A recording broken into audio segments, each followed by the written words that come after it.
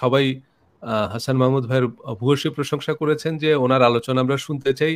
উনি যেন দয়া করে আমাদের সাথে লম্বা সময় এই সিরিজটা চালু রাখেন।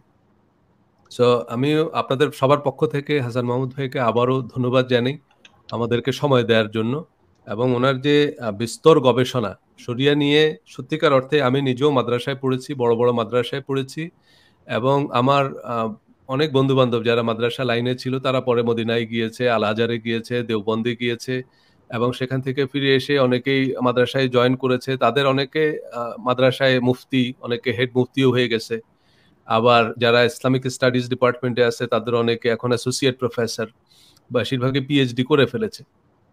সো শরিয়া নিয়ে আসলে এই ধরনের যে গবেষণা, আমি হাসান মাহমুদ ভাইয়ের বইটা আপনাদেরকে দেখাচ্ছি, অতঃপর শরিয়া কি বলে। আপনারা এই বইটা কালেক্ট করে দেখতে পারেন। এই বইটা কালেক্ট করতে পারবেন আপনারা। এটা হচ্ছে আপনার অতঃপর শরিয়া কি বলে, আপনার BD news 24 publishing limited, Mohakhali থেকে এটা পাবলিশড।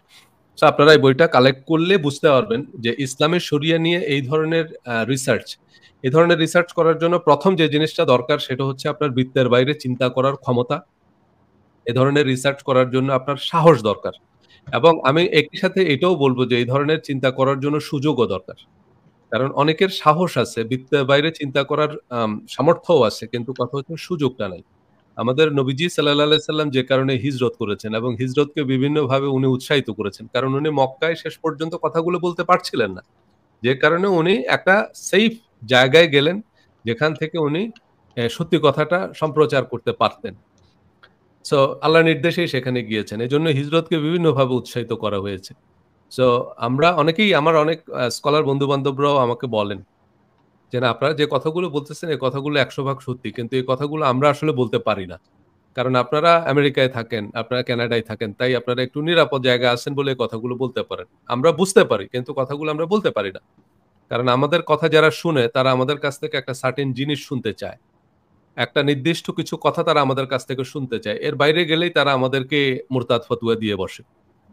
সো আজকে আমরা যে বিষয়টা নিয়ে কথা বলবো সেটা হচ্ছে এই যে মুরতাদের মৃত্যুদণ্ড। আমরা আজকের হেডলাইনটাও দিয়েছি যে ইসলাম ত্যাগের অনইসলামিক বিচার।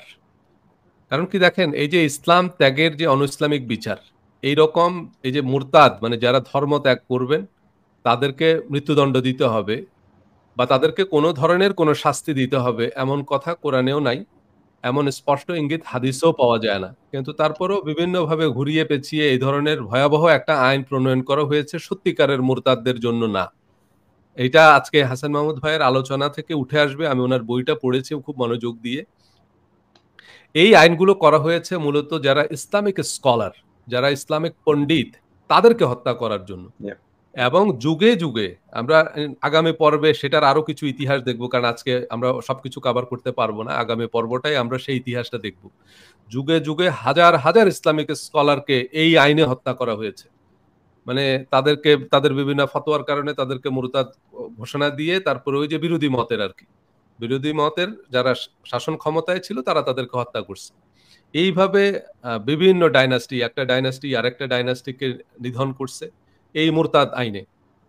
সো আমরা প্রথমে আজকে যে জিনিসটা দেখব সেটা হচ্ছে এই যে মুরতাদ আইন, সেইটার আসলে কোরআন কি বলে, সেইটার আসলে হাদিস কি বলে, সেইটার শরিয়া কি বলে, এবং সেইটা হাসান মাহমুদ ভাই আমাদের কাছে স্পষ্ট করবেন ওনার দীর্ঘ গবেষণার আলোকে। সেই জিনিসগুলো আজকে খুব পরিষ্কার হবে।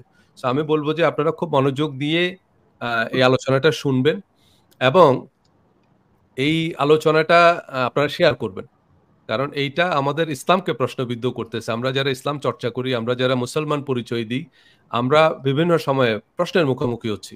তা আমি হাসান মাহমুদ ভাইয়ের কাছে এই যে যে লাইনটা দিয়ে ওনার কাছে যাব, আমরা ওনার এই যে আর্টিকেলটা যে মুরতাদ হত্যার পক্ষে বিপক্ষে, সেই আর্টিকেলটার শুরুতে উনি খুব চমৎকার একটা লাইন দিয়ে শুরু করেছেন যে ইসলাম কোনো ইঁদুর ধরার কল নয়, যে এর ভিতর ঢোকা যাবে কিন্তু বের হওয়া যাবে না।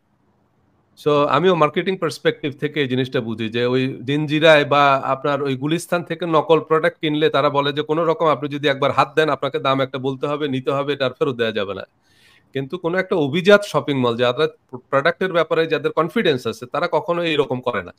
তাদের রিটার্ন পলিসি আছে, আপনার পছন্দ না হলে আপনি ফেরত দিতে পারবেন, যাতে কাস্টমার আস্থার সাথে এটা অ্যাকসেপ্ট করে। তা আমাদের ইসলাম তো ভাই জেনজিরা বা গুলিস্তানের নকল মাল না, যে কোনো রকমে মানুষকে জোর করে চাপিয়ে দিতে হবে। সো সেই জায়গা থেকে আমি প্রথমেই হাসান মাহমুদ ভাইয়ের আলোচনা আমন্ত্রণ জানাবো। জি। আসসালামু আলাইকুম সবাইকে।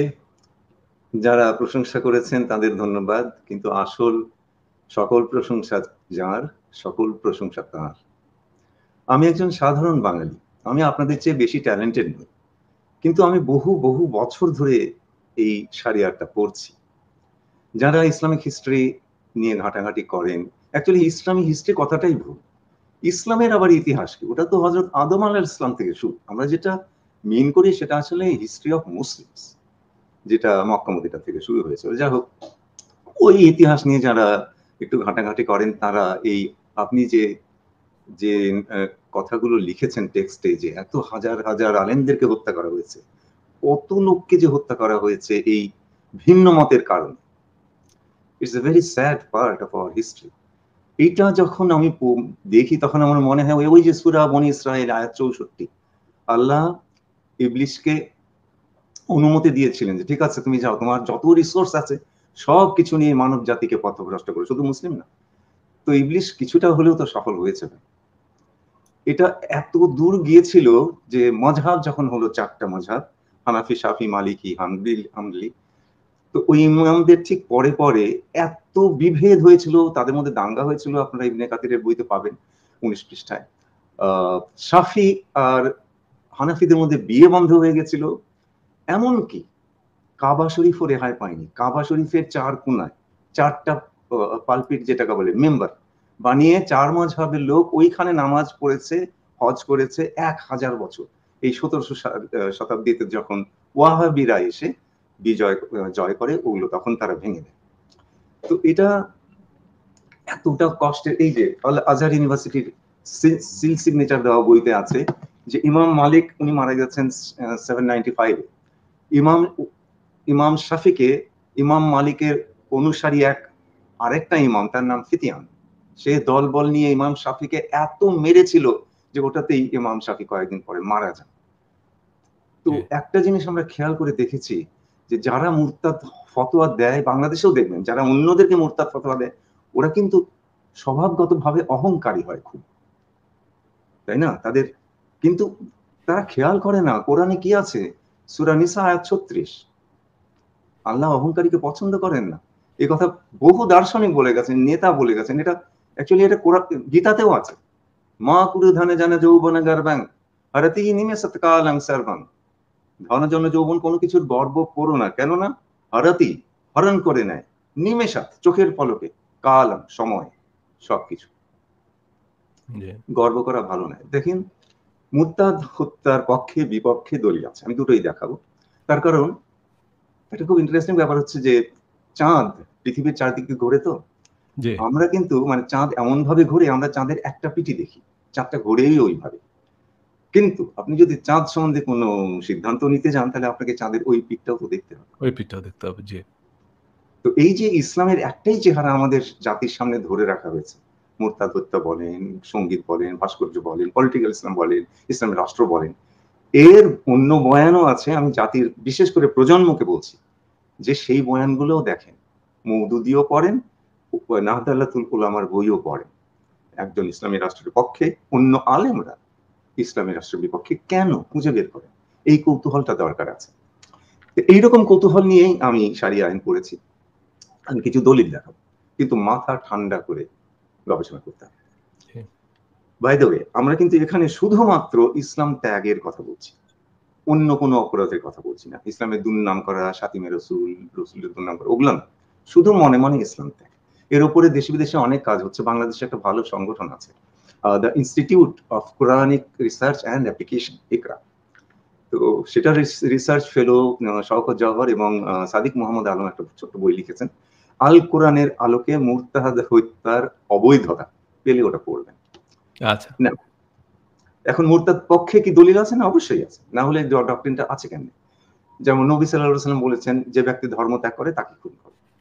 আরেকটা হচ্ছে যে 3 ক্ষেত্রে মুসলিমকে খুন করা বৈধ, তার মধ্যে একটা হচ্ছে মুরতাদ হয়ে যাবে। এছাড়া আবু মুসা, হযরত আলী, হযরত ওমর রাদিয়াল্লাহু আনহুম, উনাদেরকে নিয়েও আরো ৩-৪টা পাওয়া যায় যে, কিন্তু রসুল নন, উনারা সাহাবী। এখন আমরা শারিয়া লতে আসি। প্রথম ফার্স্ট পয়েন্ট শারিয়া ল। এই যে শাফি ল F130 মানে OH2 ল, এই যে হানাফি ল বই, এটার 398 পৃষ্ঠায় আছে মুরতাদকে রিপেন্ট করে অনুতাপ করার সময় দিতে হবে, অনুতাপ না করে ইসলামে ফিরে না এলে।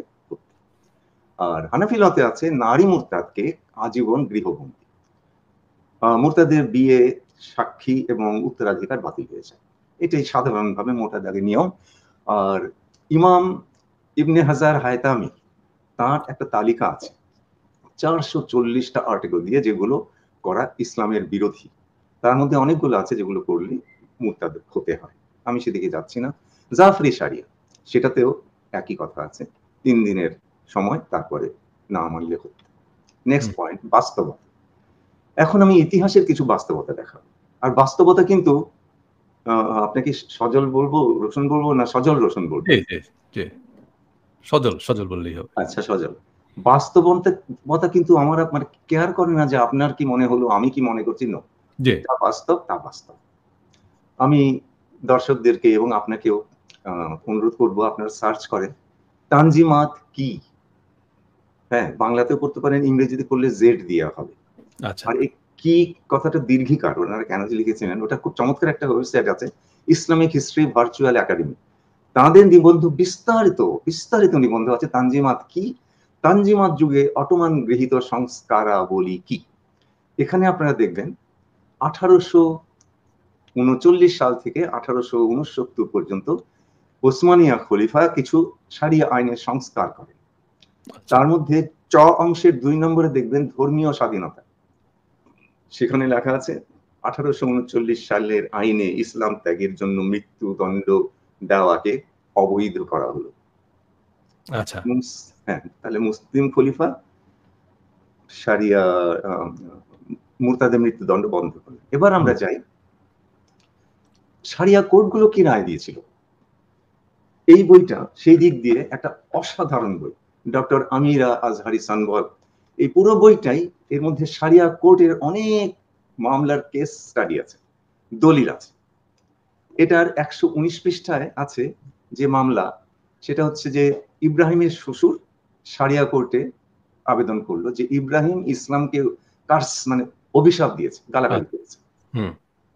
তো সজল ইসলামকে গালাগালি করলে তো মুরতাদ হয়ে গেল। তো শ্বশুর কাজীকে বলছেন যে এই বিয়ে বাতিল করে দাও, আমি চাই না আমার মেয়ে ওর সাথে ঘর করুক। অ্যাকচুয়ালি মুরতাদের বিয়ে এমনিতেই বাতিল হয়ে যায়, কিন্তু তারপরে কোর্টের একটা ফর্মাল বৈধতা দরকার। কোর্ট ইব্রাহিমের 1000 ওদের মুদ্রা, 10,000 না 1000 ওদের মুদ্রা, 10,000 দেনমোহর, ওইটা ফিরিয়ে দেওয়ার আদেশ দিয়ে বিয়েটাকে বাতিল করে দেয়, ডিভোর্সকে এনঅ্যাক্ট করে, নো পানিশমেন্ট। আচ্ছা, তো এই দুটো বাস্তবতা আমরা হাতে তুলব। এবার আমরা দেখব যে এই মুসলিম জাহানের খলিফা শারিয়া কোর্টের বিচারকের সিদ্ধান্তটা কেন নিলেন। নিশ্চয়ই কোনো ডকুমেন্ট আছে মুরতাদ হত্যার বিরুদ্ধে, সেটা দেখি আমরা। এইটা হচ্ছে ইবনে হিশাম সিরাত। এইটাতে 3 জন মুরতাদের কথা আছে। তার মধ্যে একজন হচ্ছে উবায়রাক, উনি ইথিওপিয়া গিয়ে মুরতাদ হয়েছিলেন, কাজে ওনার কথা বাদ। বাকি 2 জন মক্কা বিজয়ের দিনে মুসলিমদের হাতে ধরা পড়েছিল। একজন হচ্ছে ইবনে সাদ, উনি ছিলেন হযরত ওসমানের সৎ ভাই, পরে ইজিপ্টের গভর্নর হয়েছিলেন, এবং ওনাকে নিয়েই হযরত ওসমানের হত্যাকাণ্ডটা হয়। He was not involved, but he was part of it. Ibn Saad মুরতাদ হয়েছিল, 550 পৃষ্ঠায় আছে। হযরত ওসমান তাকে এনে ক্ষমা প্রার্থনা করেছিলেন, রাসূল তাকে কোনো শাস্তি দেননি। এর 384 পৃষ্ঠায় আছে হারিথ নামে আর মুরতাদ হয়েছিল। সে নিজের ওহী লেখক। একদিন সে উধাও, কোথায় গেল মক্কাতে উদয় হয়ে সে বললো যে হুয়া, হ্যাঁ এগুলো কিছু না, সে মুরতাদ, সেও ধরা পড়েছে। এই বই 384 পৃষ্ঠায় আছে, তাকে রাসূল কোন শাস্তি দেননি, এবং হারিথের মুরতাদ হওয়ার উপরে নাজিল হয়েছিল সূরা ইমরান আয়াত 86। সে আয়াতটা কি বলছে, হুম, আচ্ছা। সূরা আল ইমরান ৮৬, হ্যাঁ। হ্যাঁ, এই যে কাইফা ইয়াহদিল্লাহু কওমা কাফারু বাদা আইমানিহিম ওয়া শাহিদু আন্না রাসূল হাক্কুন ওয়া জাআহুমুল বায়িনাতু ওয়াল্লাহু লা ইয়াহদি কওমাজ জালিমিন। যে আল্লাহ কিভাবে হেদায়াত করবেন সেই সম্প্রদায়কে যারা ঈমান আনার পর এবং রাসূলকে সত্য বলে সাক্ষ্য দেওয়ার পর এবং তাদের কাছে স্পষ্ট নিদর্শন আসার পর কুফরি করে। আর আল্লাহ জালেম সম্প্রদায়কে হেদায়াত দেন না। জি। এখানে যে কথাটা আসছে ওই যে তারা তো আ ঈমান আনার পর রাসূলকে সত্য বলে সাক্ষ্য দেওয়ার পর তারা কুফরি করেছে। তার মানে একদম স্পষ্টই যেটাকে আমরা মুরতাদ বলতেছি। হ্যাঁ, যে হ্যাঁ, তাদের সম্পর্কে। হ্যাঁ, হ্যাঁ। তো হাদিসের উপরেই যে এটা এই আয়াত নাযিল হয়েছিল সেটা এই সীরাতেই আছে ৩৮৪ পৃষ্ঠায়। আচ্ছা, তাহলে আমরা দেখছি দুটো আরেকজন আছে, এটা সহিহ বুখারী। এটা সহিহ বুখারী ভলিউম 9, আমি হাদিস ৩১৮ পড়ব। ইংরেজি থেকে আমি বাংলা করে পড়ছি। ন্যারেটেড জাবির বিন আব্দুল্লাহ রাদিয়াল্লাহু আনহু বলছেন, একজন বেদুইন এসে আল্লাহ রাসূল সাল্লাল্লাহু আলাইহি ওয়াসাল্লামের কাছে বায়াত নিল। মানে ইসলাম গ্রহণ করল। জি, তারপরে সেই বেদুইনের খুব জ্বর হলো মদিনাতে। এক মাদিনা জায়গার নাম। সে আবার এসে বলল যে, ও আল্লাহ, হে আল্লাহ রসুল, ক্যান্সেল মাই প্লেজ, আমার বায়াত ফিরাইয়া দিন। উনি, আচ্ছা, হ্যাঁ, উনি রিফিউজড, মানে উনি সম্মত হলেন না। সেই লোকটা আবার বলল, আমার বায়াত ফিরিয়ে দিন। উনি আবার সম্মত হলেন না। সে তৃতীয়বার বলল, আমার বায়াত ফিরিয়ে দিন। উনি সম্মত হলেন না, কিছুই বললেন না। তখন লোকটা, then the Bedouin finally went out of Medina, Medina ছেড়ে সে চলে গেল safe and sound. Hmm, hmm. তখন রসুল সাল্লাল্লাহু আলাইহি সাল্লাম বললেন, মদিনা হচ্ছে একটা এক জোড়া জ্বলন্ত উনুনের মতো, যা এর থেকে ইম্পিউরিটি গুলো, মানে খাদ গুলো বের করে দেয় এবং এটাকে আরো উজ্জ্বল করে পরিষ্কার করে তোলে। এই যে ওনার সামনে এসে মুরতাদ হওয়ার ঘোষণা, কোথায় শাস্তি, কিসের শাস্তি?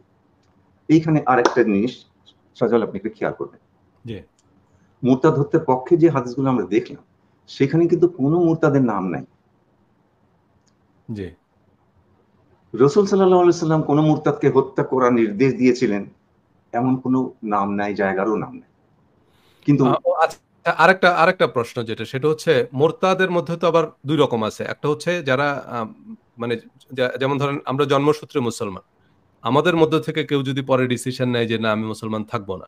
এটা হচ্ছে একরকম। আবার আরেকটা হচ্ছে কেউ একজন ইসলাম গ্রহণ করল। সে আবার আ পরে ডিসিশন নিল যে আ না আমার এই ডিসিশনটা ভুল হইছে। আমি আমার আগের ধর্মে ফেরত যাব। সো এই ক্ষেত্রে কি কোনো ভিন্নতা আছে কিনা আইনে? মানে ২ ধরনের মুরতাদের ক্ষেত্রে? ওকে, যারা সব মানে আমরা জন্মসূত্রে মুরতাদ, সরি, মুসলিম মুসলিম। হয়েছি। হ্যাঁ, আমরা হচ্ছে এই লোকগুলো জন্মসূত্রে মুসলিম যদি মুরতাদ হয়ে যায় তাকে বলে মুরতাদ ফিতরি। হ্যাঁ, না মিত্রি আর ফিতরি, কিন্তু না, শাস্তি একই রকম। আচ্ছা। শাস্তি একই রকম। তো যা হোক, দর্শকদেরকে আমি বলতে চাই যে অন্য কোনো অপরাধ নাই। না, এখান থেকে শুরু করি। উনি শাসক ছিলেন। জি, উনাকে শাস্তি দিতে হয়েছে, পুরস্কার দিতে হয়েছে। উনি অনেককে অনেক শাস্তি দিয়েছেন। কিন্তু শুধুমাত্র ইসলাম ছেড়ে দিয়েছে, অন্য কোনো অপরাধ করেনি।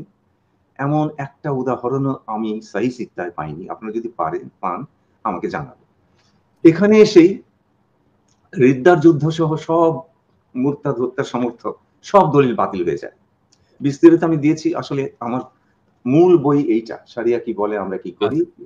এটা বাজারেও পাওয়া যায়, ইন্টারনেটেও পাওয়া যায়, ফ্রি পাওয়া যায়। আর বাই দ্য ওয়ে, আমি আমার কোনো বই থেকে, কোনো বইয়ের বিক্রি থেকে আমি কোনো রয়্যালটি নেই না।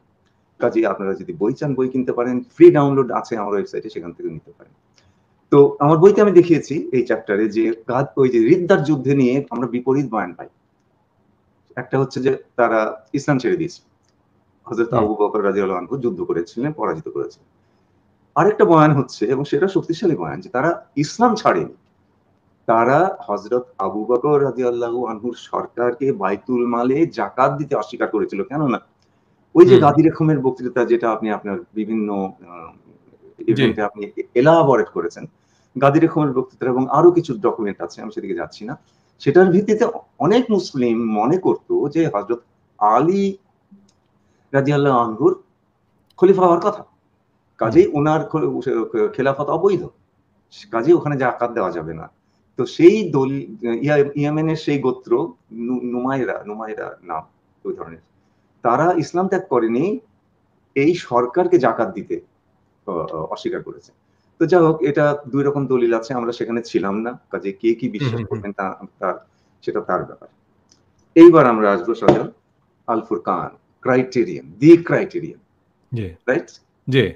আচ্ছা, এটাকে দি ক্রাইটেরিয়ান কেন বলা হয়? এটা স্ট্যান্ডার্ড ফর দ্য মানদণ্ড, মানদণ্ড। জি। গুড। মুরতাদের উল্লেখ আছে সূরা ইমরান 82, 86, 86, 106, সূরা নাহল 106, সূরা মায়েদা 54, সূরা মুনাফিকুন 3, সূরা তওবা 66, 74, সূরা ফাত্তাহ 6। কোথাও কোনো পার্থিব শাস্তির বিধান নাই। সূরা বাকারা 217, মুরতাদের সমস্ত কাল, ইহকাল, পরকালে বৃথা যাবে এবং তারা আগুনে জ্বলবে। তারা আগুনে জ্বললে পরকালের ব্যাপার, পরকালের কথা। জি। কোনো পার্থিব শাস্তি নাই ফুরকান। আমি আপনাকে রিকোয়েস্ট করব সূরা নিসা আয়াত 137 পড়তে। আচ্ছা আচ্ছা, সূরা নিসা, জি, এটা খুবই ক্লিয়ার এবং খুবই কনক্লুসিভ একটা ভার্স। আচ্ছা, সূরা নিসার আয়াত 137-এ যে কথা বলা আছে যে ইন্নাল্লাযিনা আমানু সুম্মা কাফারু, মানে যারা ঈমান আনবে, সুম্মা কাফারু, অতঃপর তারা আবার কুফরি করবে, সুম্মা আমানু, আবার ঈমান আনবে, সুম্মা কাফারু, আবার তারা কাফের হয়ে গেল, সুম্মা আজদাদু কাফারু, মানে এরপরে তারা কাফের, এত মানে কঠিন কাফের হয়ে গেল আর কি, মানে কাফেরে একবারে সীমা লঙ্ঘন করে ফেললো। আচ্ছা, এরপরে বলছে লাম ইয়াকুনিল্লাহু লিয়াগফিরা লাহুম, যে এই লোকগুলোকে যারা একবার ঈমান আনবে, আবার কুফরি করবে, আবার ঈমান আনবে, আবার কুফরি করবে, আবার ঈমান আনবে, আবার তারা একেবারে সীমা ছাড়িয়ে যাবে কুফরিতে, তাদেরকে আল্লাহ ক্ষমাও করবে না, লা ইয়াহদিয়াহুম সাবিলা, এবং তাদেরকে আল্লাহ সুপথ প্রদর্শনও করবেন না।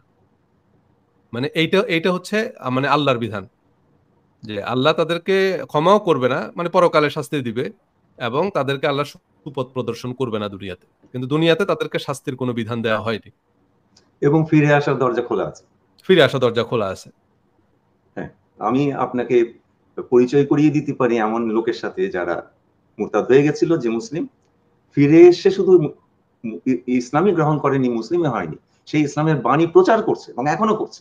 আমি তার সাথে আপনাকে পরিচয় করিয়ে দিতে পারি, আমার ফ্রেন্ড, লং টাইম ফ্রেন্ড। আচ্ছা, হ্যাঁ, তো আমি দর্শকদেরকে বলি যে আমরা যদি মুরতাদকে হত্যা করে ফেলি, তাহলে কোরআনের এই আয়াতটাকে আমরা কি করব? জি, কোরআনের এই আয়াতটাকে লঙ্ঘন করা হলো না? জি। আর আরেকটা বিষয়, যেটা যেমন দুনিয়াতে কার কি শাস্তি হবে, সেই শাস্তিগুলো কিন্তু একদম স্পষ্ট করে কোরআনে বলে দেয়া আছে। যেমন ব্যভিচারীর কি শাস্তি হবে, মানে দুনিয়াতে, মানে শাসক বা ম্যাজিস্ট্রেট যে রায়গুলো দিবে সেটা তো পরিষ্কার করে বলা আছে। তারপরে হচ্ছে এই যে হত্যার জন্য হচ্ছে হত্যা, প্রাণের বিনিময়ে প্রাণ, যেটা সূরা মায়েদায় বলা আছে। তো সেখানে দণ্ডবিধিগুলো আল্লাহ আলোচনা করছে, যে এই অপরাধের জন্য এই শাস্তি, এই অপরাধের জন্য এই শাস্তি, সেইটুকু দিয়ে তারপরে সেই আয়াতগুলো শেষে আল্লাহ বলছে যে ওয়ামাল্লাম ইয়াহকুম বিমা আনজালাল্লাহ বা উলাইকা হুমুল কাফিরুন, মানে আল্লাহ যে শাস্তির বিধান নাজিল করেছে সে অনুযায়ী যারা শাস্তি দেয় না তারাই হচ্ছে কাফের। মানে আমাকে দণ্ডটা দিতে হবে, যদি কাউকে আমার দণ্ড দিতে হয় তাহলে দণ্ড দিতে হবে যে আল্লাহ যে দণ্ড বিধান নাজিল করেছেন, মানে ইসলামী বিধান মোতাবেক আর কি। ইসলামের রীতিতে কাউকে দণ্ড দিতে গেলে আমাকে অবশ্যই আল্লাহ সেই বিধান নাজিল করতে হবে যে এই অপরাধের জন্য এই শাস্তি। সেটা যদি আল্লাহ নাজিল না করেন, আমি যদি সেই শাস্তিটা দিই তাহলে আমি কাফের। এটা তো আল্লাহর ফতোয়া। তো এবং এরপরে বলছে যে উলাইকা হুমুল যালিমুন, উলাইকা হুমুল ফাসিকুন, মানে তাদেরকে কাফের, জালেম, ফাসেক বলছে। তো আমি এটা একটা আলোচনায় একবার আমার এক শায়ককে জিজ্ঞেস করছিলাম আর কি। আমি বললাম যে তো আল্লাহ যেখানে বলছে যে আল্লাহ যে দণ্ডবিধান নাজিল করেননি সেই দণ্ডবিধান মোতাবেক যদি কাউকে শাস্তি দেওয়া হয় তাহলে সে হচ্ছে যে দিবে সে হচ্ছে কাফের, জালেম, ফাসেক। আবার আপনি বলতেছেন যে নবী এরকম শাস্তি দিয়েছেন যে ধরনের শাস্তির বিধান আল্লাহ নাজিল করেননি। তো তার মানে কি আমরা নবীকে কাফের, জালেম, ফাসেক বলতেছি না? তো এখন এটা কিভাবে সম্ভব যে নবী, আপনি আমরা কোরআনের আয়াত থেকে বুঝলাম যে যে শাস্তির বিধানটা আল্লাহ নাজিল করেননি সেই ধরনের শাস্তি আমরা দিতে পারবো না, সেটা ইসলামিক শাস্তি, মানে ইসলাম মোতাবেক আমরা সেই শাস্তি তো দিতে পারি না। তো সেটা নবী কিভাবে দেন? তো তখন উনি শেষে বললেন যে আচ্ছা, নবী যদি দেয় তা আমি কি করবো? তা আমি বললাম যে এটা কোনো কথা হলো? তাহলে এখন আপনি নবী যদি দেয় মানে কি আপনি হাদিস একটা নিয়ে আসলেন, এনে বললেন যে নবী দিয়েছে। তো আমরা তো আর সেটা জানি না, আমরা লোকমুখে শুনছি। এখন লোক এরকম জাল হাদিসও তো আছে লক্ষ লক্ষ। তো এখন কেউ একজন এসে যদি বলে যে নবী মূর্তি পূজা করছে, তো আমরা কি সাথে সাথে মূর্তি বানায় পূজা করা শুরু করব? ইব্রাহিম মূর্তি মন্দির, ইসমাইল মন্দির বানায় পূজা শুরু করে দিব আমরা? না, উনি তো সেটা করতে পারেন না, যেটা আল্লাহ নিষেধ করছে। এবং উনি সারা জীবন ধরে এইটাই তো বলছে যে তোমরা আল্লাহর সাথে শরীক করবা না। আল্লাহর সাথে শরীক করবে না মানে আল্লাহর বিধানের সাথে নিজেরা কোনো বিধান বানিয়ে সেটা এক্সিকিউট করা যাবে না। সো জি, সেই জায়গা থেকে যদি আপনি একটু বলেন যে ব্যাপারটা, ইকুয়েশনটা অত্যন্ত সিম্পল। জি ওই যে সূরা হাক্কা 44, 45, 46, সে যদি আমার নামে হুম কোনো কথা বানিয়ে রচনা করে করতো, তাহলে আমি তার ডান হাত ধরে ফেলতাম, অতঃপর কেটে দিতাম তার লাইফে, জীবন হুম থেকে। হুম তার মানে কোরআনের বিপরীত কোনো কিছু করা তার পক্ষে সম্ভবই ছিল না, সে সম্ভব না। অধিকারও ছিল না। জি হ্যাঁ, অধিকার কোথায় ছিল? কোরআনে যেটা নাই। উনিও আইন দাতা ছিলেন। জি আপনি মানে আমি শারিয়ার অত্যন্ত জটিলতার দিক দিয়ে এখনই যাব না, ধীরে ধীরে সেগুলো আসবে। উনি আইনদাতা ছিলেন কোথায়? মদ খাওয়া। কোরআনে মদ খাওয়ার শাস্তি নাই, নিরুৎসাহিত করা আছে। উনি 40 চাবুকের শাস্তি এনাক্ট করেছিলেন, প্রয়োগ করেছিলেন। এই অধিকার ওনার ছিল। হুম আমরা যদি জাবাল হাদিসে যাই, দ্যাট ইজ ফ্যান্টাস্টিক হাদিস। সেখানে মুয়াদ বিন জাবালকে যখন উনি ইয়েমেনের গভর্নর করে পাঠালেন, তখন যাওয়ার সময় জিজ্ঞেস করলেন, তুমি কিভাবে বিচার আচার করবে? তো জি মুয়াদ বলল, কেন, আমি আল্লাহর কোরআন দিয়ে বিচার করবো। তখন উনি বললেন, আচ্ছা, এটা আমি আমার ভাষায় বলছি। তো যদি কোরআনে না পাও তাহলে কি করবে? আপনার সুন্নত মোতাবেক করবো। উনি বললেন, আচ্ছা ঠিক আছে। যদি সুন্নাতেও না পাও তাহলে কি করবে? তাহলে আমি আমি ইজতিহাদ করবো। জাবর বললেন, উনি সেটাকে অ্যাপ্রুভ করলেন। তাহলে আমরা কি দেখছি? কোরআনে কিছু পেলে আমাদের আর হাদিস সুন্নাত ইজতিহাদ যেতে হবে না, জি রাইট? জি আমরা আমরা কেন কোরআন বিরোধী শারিয়া আইনগুলো মেনে চলছি? ওই যে সূরা তালাক আয়াত 2, হুম হুম যখন তোমরা স্ত্রীদিগকে তালাক দিতে চাও, 2 জন সাক্ষী রাখবে। এটা কত ইম্পর্টেন্ট একটা একটা নারীর জীবনের জন্য। জি সাক্ষী যদি না থাকে, স্বামী তো ওই বউকে নিয়ে সকাল বিকাল ইঁদুর বিড়াল খেলবে। হুম তালাক হুম দিয়েছি না দিইনি, দিয়েছি না দেইনি। এখন তালাকের সাথে সেই স্ত্রীর বাচ্চাদের কাস্টডি জড়িত, প্রপার্টি ডিস্ট্রিবিউশন জড়িত, তার নতুন জীবন শুরু করা জড়িত, পুরো জীবনই জড়িত। জি অথচ শারিয়া আইনে বলে যে না, স্বামীর তালাক দিলে সাক্ষ্য না রাখলেও চলবে। পুরোপুরি কোরআন বিরোধী শুধু না, ন্যায় বিচার বিরোধী, নারী বিরোধী। আমার কাছে উম এই যে শিয়াদের শারিয়া বই আছে, ওই যে ওই টেবিলে, শিয়াদের শারিয়া বইতে কিন্তু এই আইনটা আছে যে 2 জন সাক্ষী না থাকলে তালাক বৈধ হবে না। আচ্ছা তো আমরা কেন অতীতের এই ভুল ভ্রান্তিগুলো বয়ে বেড়াবো? আমি আমাদের আলেমদের কাছে আমি অ্যাপিল করছি, আপনারা এই সমস্ত থেকে আমাদেরকে বের করে আনেন। আপনাদের লিডারশিপ অত্যন্ত জরুরি। কিন্তু আপনাদের জাতি যে আলেমদেরকে সম্মান করে, সজল, জি জি সেটা শর্তহীন নয়, ওখানে শর্ত আছে। হুম হুম হুম ইসলামের হুম সোর্স থেকে সমাজ কল্যাণ তুলে আনতে হবে। জি হ্যাঁ, কিছুটা হয়েছে, ভালো কাজ যে হয়নি তা না, যেটা আমি গতবার বলেছি। হিল্লা বিয়া বিদায় হয়েছে, ফতোয়ার আদালত বিদায় হয়েছে, মকসুদুল মোমিনিন বেহেশতি যে ওর বাতিল করেছেন আলেমরা, ভালো কাজ কিছু করেছেন, আরো কাজ বাকি আছে, ওগুলো করেন। এই যে মুরতাদ হত্যার আইন, এটা আমাদের জন্য বিব্রতকর, ইসলামের মহিমার জন্য বিব্রতকর, ইজন্ট ইট? বলেন। আচ্ছা, মুরতাদ হত্যা নিয়ে মাওলানা মওদুদী মনে হয় খুব বড় রকমের একটা গবেষণা করেছেন। সো মাওলানা মওদুদীর আসলে দৃষ্টিকোণটা বা উনি উনি আসলে না না উনি না, যে উনার ব্যাখ্যাটা দিয়েছেন। উনার উনার মানে এখানে উনার বিস্তারিত, উনি যে কোথায় কোথায় ভুল, সেটা আমি এইটাতে এই কোরআন শরীফের উদ্ধৃতি থেকে দিয়েছি। উনি বলেছেন সূরা তাওবার ওই আয়াত অনুযায়ী মুরতাদ হত্যা বৈধ, যদি তারা চুক্তি ভঙ্গ করে। মৌলানা মহিউদ্দিনের কোরআন থেকে আমি উদ্ধৃতি দিয়েছি যে মৌলানা কোরআনে ওখানে বলা আছে যে সূরা তাওবার ওই আয়াত বোধহয় 11-12, ওগুলো মুরতাদের কোনো কথাই নাই, সেখানে জি অমুসলিমদের জি সাথে জি মুসলিমদের চুক্তি। অমুসলিমদের সাথে মুসলিমদের চুক্তি, সেটা যদি অমুসলিমরা ভঙ্গ করে তাহলে তাদেরকে যুদ্ধ করে হত্যা করে। চুক্তি ভঙ্গ করলে যুদ্ধ করবে, হত্যা করবে, কমন সেন্স। জি ওখানে জি জি মুরতাদ আসলো কোত্থেকে? অমুসলিমদের সাথে চুক্তি, ওখানে মুরতাদ আসলো কোত্থেকে? এই যে কথাগুলো উনি বলেন, মানে কি যে বলেন, যে ইসলামিক ল এন্ড কনস্টিটিউশন, এটার 140 পৃষ্ঠায় উনি বলেছেন যে যে ব্যাপারে আল্লাহ রসুলের সুস্পষ্ট নির্দেশ হইয়াছে, তাহা পৃথিবীর সমস্ত মুসলিম একত্রিত হইলেও তাহা বিন্দু মাত্র বদলাইতে পারিবে না। Very good, very good. আবার the sick nations of the world, ওটার 8 না 9 নম্বর পৃষ্ঠায় উনি বলেছেন যে মুসলমানরা একসময়, মুসলমানের কলম এবং তলোয়ার একসময় দুনিয়া শাসন করেছে। যখন থেকে মুসলমানরা শারিয়া আইনকে রিইন্টারপ্রেট করার ক্ষমতা হারাইয়া ফেলিল, তখন থেকে তাদের পতন শুরু হইল।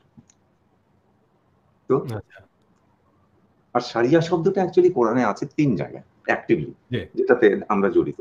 সেটা হচ্ছে সূরা আশ-শূরা 13, সূরা জাসিয়া 18 আর সূরা মায়দা 48। যে এই আমি তোমাদের প্রত্যেককে একটা করে শারিয়া দিলাম, এরকম কথা আছে, শারিয়া দিলাম। শারিয়া শব্দটার মানে হচ্ছে, ভাষাগত অর্থ হচ্ছে বালুর উপর দিয়ে উট, কোন ওরা মানে পশু যখন কোনো পানির দিকে যায়, তখন বালুর উপরে যে পথটা তৈরি হয় ওইটাকে বলে শারিয়া। এখন সজল, মরুভূমিতে পানির কাছে যাওয়া মানে কি? উদ্ধার পাওয়া, ত্রাণ পাওয়া, যেটাকে আমরা নাজাত বলি। শারিয়া হচ্ছে একটা মূল্যবোধ। আমরা যে পলিটিক্যাল ল এর কথা বলি, এটার আরবি হচ্ছে কানুন। আমরা হ্যাঁ, স্টেট ল যাকে বলে, আপনারা এখনই ট্রান্সলেট করে দেখতে পারেন, স্টেট ল হচ্ছে কানুন আরবি। কানুন শব্দটা পুরা কোরআনে কোথাও নাই।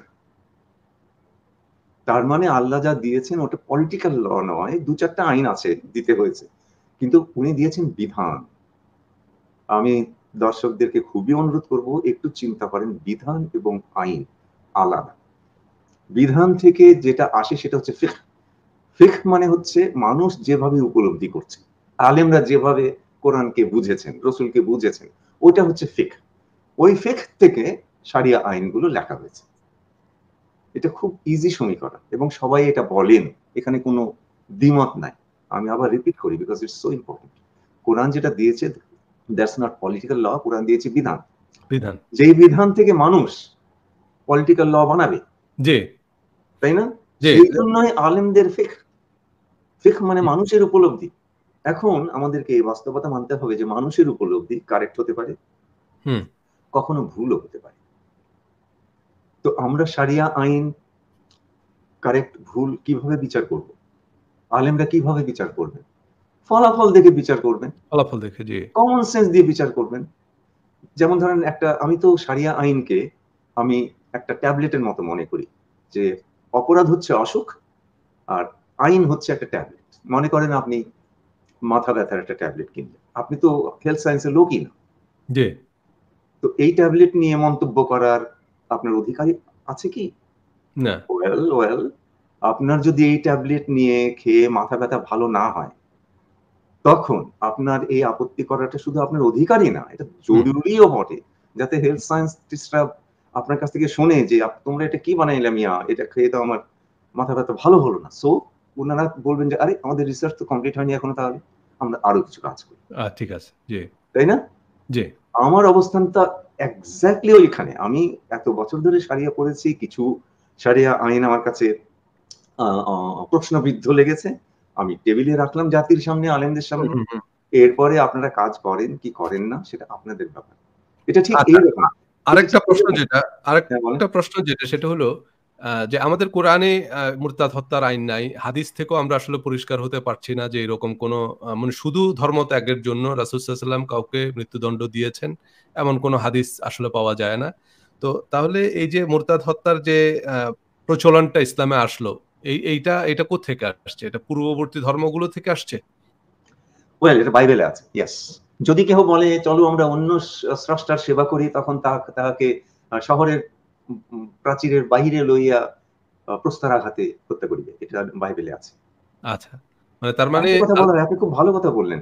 হ্যাঁ, বাইবেলের কথা উঠলাম বলে আমার মনে পড়লো যে সাধারণভাবে বলা হয় যে শারিয়া আইনগুলোর যে এই যে ৬,০০০-এর বেশি আইন আছে, এগুলোর উৎস হচ্ছে কোরআন, হাদিস, ইজমা, কিয়াস।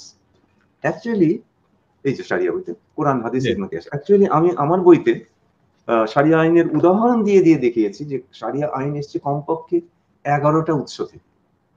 তো হ্যাঁ, কমপক্ষে 11টা, তার মধ্যে একটা হচ্ছে বাইবেল। আচ্ছা, বাইবেল মানে একদম old testament, new testament both? হ্যাঁ, ডিউটেরোনমি চ্যাপ্টার ডিউটেরোনমি থেকে। আচ্ছা, ওখান থেকে এসছে হাদিসে, হাদিস থেকে এসছে শারিয়া। যে আমরা হাদিসের ইতিহাসও যদি পড়ি সেখানে তো দেখাচ্ছে যে মানে জিউইশরা মানে জিউস থেকে ধর্মান্তরিত তারা হয়তো ধর্মান্তরিত হয়েছে বা উদ্দেশ্যমূলকভাবে তারা ধর্মান্তরিত হয়েছে বা বাধ্য হয়ে ধর্মান্তরিত হয়েছে। তারা অনেক হাজার হাজার হাদিস তৈরি করছে। মানে জিন্দিক বলে বা ইহুদিরা প্রচুর হাদিস তারা তৈরি করছে। এবং সে কারণেই মানে আমাদের মুহাদ্দিসরা হচ্ছে এই যে হাদিস সহিকরণের উদ্যোগ নিয়েছে আরকি। যে কিভাবে কোন হাদিসগুলোকে সহিহ তারা তখন ট্যাগ লাগানো শুরু করলো। এখন মজার বিষয় হচ্ছে আমরা যাদেরকে বলতেছি যারা হাদিস জাল করছে তারাও কিন্তু আবার এই উলুমুল হাদিসও তারা তৈরি করছে। তারা আবার তাদের হাদিসগুলোকে সহিহ ট্যাগ লাগাচ্ছে। তো আল্টিমেটলি আমরা কিভাবে কি করব? তারাও মাদ্রাসা বানাচ্ছে। তারাও স্কলারশিপ দিয়ে বড়, বড় স্কলার তৈরি করতেছে। এবং তারা সেই হাদিসগুলোকেই আবার সহিহ বলতেছে। যে কারণে দেখা যাচ্ছে যে প্রত্যেকটা দল মতের আলাদা, আলাদা হাদিসের সিলেকশন আছে। সেখান থেকেই প্রত্যেকটা দল মতের আলাদা, আলাদা শরিয়াও আছে। যেমন এখানে যে মাওলানা মওদুদীর যে মতামতটা বা উনার যে রিসার্চটা আপনি এখানে উল্লেখ করছেন। এখন প্রশ্ন হচ্ছে যেটা সেটা হচ্ছে মাওলানা মওদুদী বা মাওলানা মওদুদী যেহেতু আবার একটা রাজনৈতিক আইডিওলজিও একই সাথে। সো যে কারণে উনার প্রচুর অনুসারী আছে। কিন্তু সমস্যা হচ্ছে যেটা সেটা হলো যে এই মাওলানা মওদুদী এবং মাওলানা মওদুদীর মতবাদে যারা বিশ্বাসী তাদেরকেও আবার কিন্তু একটা শ্রেণী আছে, একটা শ্রেণীর স্কলাররা মুরতাদ মনে করে। মানে তাদের সাথে তো উল্লেখযোগ্য মতপার্থক্য আছে। যেমন আপনার আহলে হাদিস বা যে সহি আকীদার যারা বিশ্বাসী তারা তো মনে করে যে মাওলানা মওদুদীর আকীদা সহি না। তো এখন তাদের হাতে যদি কখনো রাষ্ট্র ক্ষমতা যায় তাহলে তো এই মাওলানা মওদুদীর আইনে মওদুদীর অনুসারীদেরই মৃত্যুদণ্ড হবে। একদম, একদম। সো এই যে ব্যাপারগুলো এখন এই শরিয়া আইন বা এই যে শরিয়ার যে যে ঝুঁকির মধ্যে মানে সত্যিকারের যারা ইসলাম চর্চা করতেছে, যারা বাইরে আছে, তারা তারা তো এগুলাকে প্রথমত একটা মানে ইসলাম কেন ভ্যালিড না সেটা প্রমাণের জন্য এইটাকে ব্যবহার করে। পশ্চিমে খুব সমালোচিত হচ্ছে আমাদের এই মুরতাদ। জি। এই প্রসঙ্গে আপনার একটু অভিজ্ঞতা যদি বলতেন। আপনি তো নিশ্চয়ই বিভিন্ন সেমিনারে এগুলো নিয়ে কথা বলেছেন। যে হ্যাঁ, মুরতাদ হয়েছে। নিয়ে পশ্চিমাদের আসলে এই আইনটা নিয়ে তাদের দৃষ্টিভঙ্গিটা কি? হ্যাঁ, আমার সুযোগ হয়েছে মৌলানাদের সাথে বিতর্ক করা ক্যানাডিয়ান মেইনস্ট্রিম টিভিতে, ইন্টারন্যাশনাল কনফারেন্স গুলোতে। তো আমি যখন এইভাবে ডকুমেন্ট গুলো তুলে ধরি যে মুরতাদ হত্যার পক্ষের ডকুমেন্ট গুলোর যে দুর্বলতা আর মুরতাদ হত্যার বিপক্ষের ডকুমেন্ট গুলোর যে শক্তি, এটাতে সুস্পষ্ট প্রমাণিত হয় যে it is not an Islamic doctrine. ইসলাম এটা চায়নি। আর আরেকটা ব্যাপার, আপনি আপনি এই হাদিসের ব্যাপারে যে যে জটিলতাটা এবং সেখানে ষড়যন্ত্রের একটা আভাস আমরা দেখি, এই ব্যাপারটা আপনি যেভাবে তুলে ধরছেন যে এটা অত্যন্ত প্রশংসার্হ। আমি একটা পয়েন্টের দিকে দর্শকদের দৃষ্টি আকর্ষণ করব, যারা রিসার্চ করবেন, বিশেষ করে পরের প্রজন্ম, ওটা বলেই আমি শেষ করব। 40 মিনিট হয়ে গেল। জি। আমাদের শারিয়া ইমাম আবু হানিফা, ইমাম মালিক, ইমাম হাম্বল, ইমাম শাফি, ওনাদের জন্ম 700 থেকে 780। আমি রাউন্ড আপ করছি, 699, ওটাকে আমি 700 করছি। তাহলে এর মাঝখানে যদি আমরা ধরি সেটা হবে 740। আর সহি সিত্তার যে ইমাম বুখারী, মুসলিম, আবু দাউদ, ইবনে মাজাহ, তিরমিজি, নাসাই, ওনাদের জন্ম হচ্ছে 810 থেকে 830। এটা যদি আমরা মাঝখানে ধরি তাহলে আমরা পাবো 820। তাহলে শারিয়া আমি ইমামরা মিন, যেটা স্ট্যাটিস্টিক্সে আমরা মিন বলি, 740 আর এদিকে 820, ডিফারেন্সটা হচ্ছে 60 ইয়ার্স। শারিয়া ইমামরা গড়পড়তা 60 বছর আগে জন্মেছিলেন, মানে অন্তত তিন জেনারেশন কিংবা অন্তত পক্ষে 2 জেনারেশন আগে জন্মেছিলেন। জি। তাহলে শারিয়া আইন আগে লেখা হয়েছিল, হাদিস সংকলন হয়েছে পরে। জি। তো যেই জাল হাদিসগুলো আমরা কোরআন বিরোধী দেখি, নারী বিরোধী দেখি, ন্যায় বিচার বিরোধী দেখি, সেই শারিয়া আইনগুলো ইমামদের পরে লেখা হয়েছিল এমন হতে পারে, এবং এই হাদিসগুলো তৈরিই করা হয়েছে ওই আইনগুলোকে সাপোর্ট করার জন্য। জি, জি, জি। এটা একটা অত্যন্ত ভালো পয়েন্ট। জি। এখান থেকে বেশ ক্লিয়ার হয়ে যায়। যে আর এই যে মানে যেই খলিফাদের সময়ে আসলে এই হাদিস এবং শরিয়া আইনগুলো প্রণয়ন করা হয়। এখন এই যে আমরা অনেকে খেলাফত কায়েমের কথা বলছেন। আমি বলি যে এটা খুবই দারুণ প্রস্তাব। কারণ যদি আসলে সত্যিকার অর্থে পৃথিবীতে আবারও খেলাফত প্রতিষ্ঠা করা যায়, এর থেকে চমৎকার তো আর কিছু হয় না। কিন্তু কথা হচ্ছে আমরা যদি ইসলামিক খেলাফত কায়েম করতে চাই তাহলে তো আমাদের একজন খলিফা ওমর লাগবে সবার আগে।